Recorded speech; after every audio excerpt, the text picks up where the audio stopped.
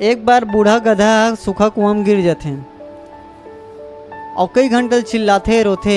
फिर ओकर मालिक आग देखथे और सोचते ए गधल कुआं से निकालो तो कैसे निकालो। फिर ओकर मालिक सोचते कि ये तो बूढ़ा हो गया, मोर कोई काम के नहीं है और मोला कुआं भी पाटना है, एकर से अच्छा ये कुआं मेला दफना देता। फिर वो 3 जन नौकर बुलाथे और ओकर बाद वो कुआं पटवाए काम करथे। जब माटी कुआं में डलथे तो गधा बेचारा जोर जोर से चिल्लाथे।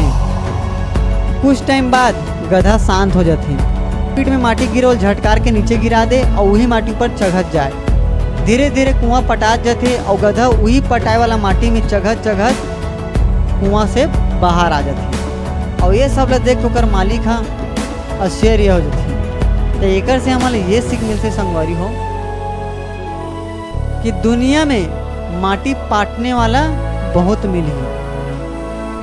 फैसला आप मान लेना है कि माटी ऊपर दब जाना है या माटी ऊपर चढ़ के आप मान ला आगे बढ़ना है।